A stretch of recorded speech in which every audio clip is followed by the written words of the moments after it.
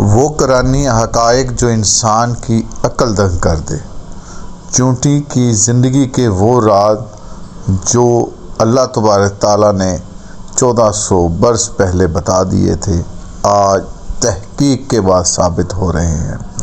قرآن ایک اٹل حقیقت ہے، ہمیں کسی ثبوت یا کسی بھی شواہد کی ضرورت نہیں، مگر رب کے دیے ہوئے علم میں رب کی راہ پر چل کر اضافہ ہوتا ہے۔ آئیے دیکھتے ہیں پروگرام۔ السلام علیکم ورحمۃ اللہ وبرکاتہ۔ قرآن مجید فرقان حمید علم اور حکمت کا وہ خزانہ ہے جسے انسان اس کی معراج تک پراپر کھوج نہیں پائے، لیکن اس کے پڑھنے والوں اور اس پر غور کرنے والوں کے لیے حکمت کے راستے اللہ تبارک تعالیٰ خود کھولتا ہے۔ آج کے دور میں ایک بحث چل پڑی ہے کہ چیٹ GPT آنے کی وجہ سے اگلی نسلوں کو زیادہ پڑھنا نہیں پڑے گا۔ یہ وہ فلسفہ ہے جو غیر ترقی یافتہ ممالک کے لیے مزید ان کو جہالت کے اندھیروں میں پھینکے گا۔ اللہ تبارک تعالیٰ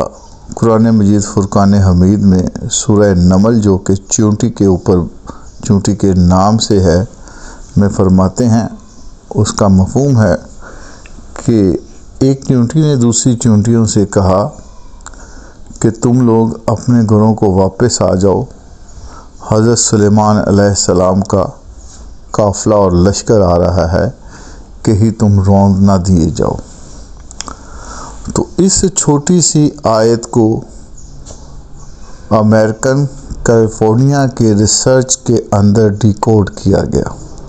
اس پہ تحقیق کی گئی، اس پہ ریسرچ کی گئی، اور ریسرچ کنٹینیو ہے، ابھی رکی نہیں، کہ کیسے چونٹیاں ایک دوسرے کو پیغام دے سکتی ہیں، ایک دوسرے سے بات کر سکتی ہیں۔ ہم غیر ترقی یافتہ لوگ ان کی ریسرچ کو دیکھ کر بات کرتے ہیں، لیکن اللہ تبارک تعالیٰ نے قرآن مجید فرقان حمید میں جو فرما دیا، اس کے لیے کسی دلائل کی یا کسی ثبوت کی ضرورت نہیں ہے۔ وہ ایک اعلان حق ہے، جس تک جو اس کی راہ پر چلے گا وہ اس کے لیے راستے خود کھولتا ہے۔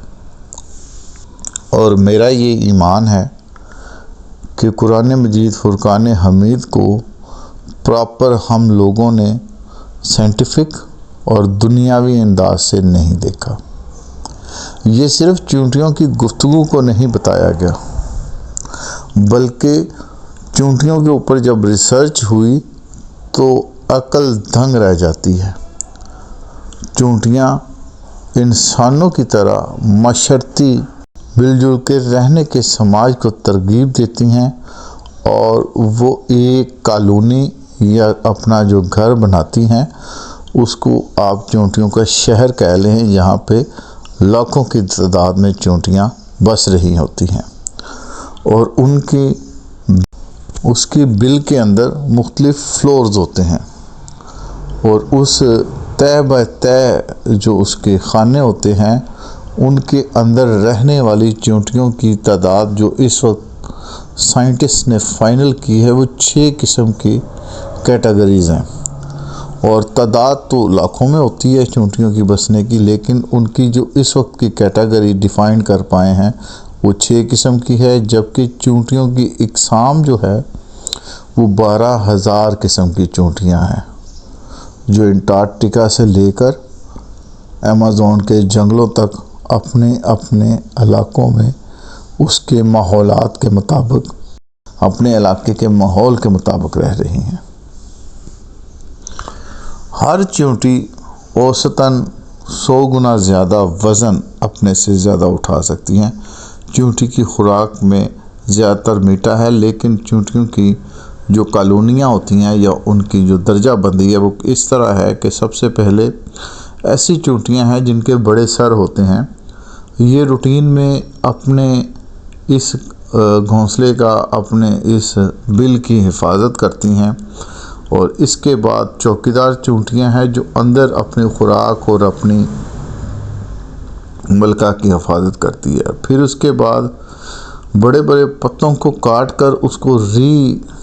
سرکولیٹ کرنے والی چونٹیاں ہیں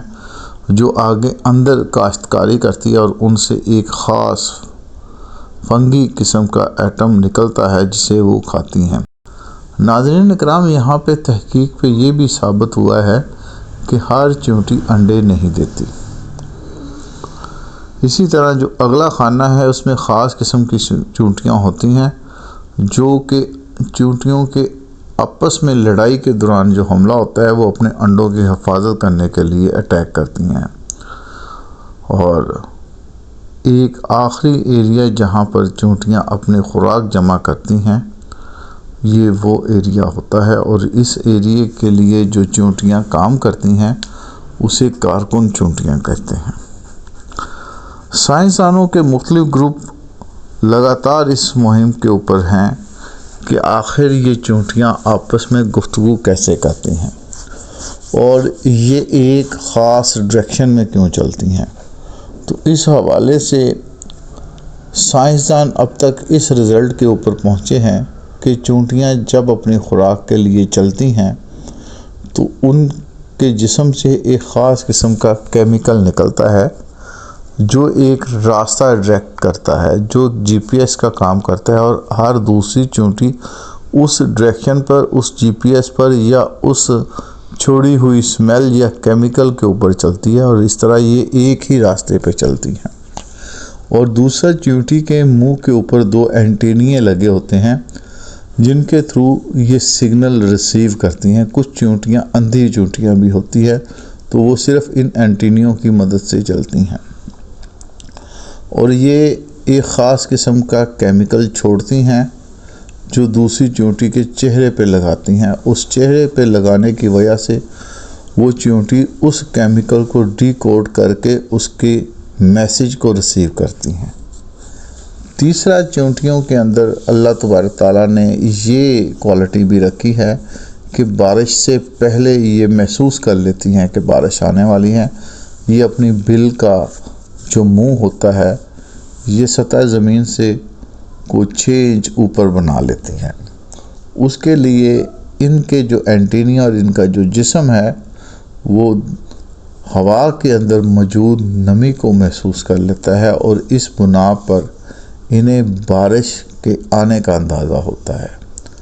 چونٹیوں کے اندر پھیپھڑے نہیں ہوتے، یہ اپنے جسم کے خاص حصے کو اوپن کر کے آکسیجن لیتی ہیں۔ اور سب سے اہم بات، جو چونٹیوں کی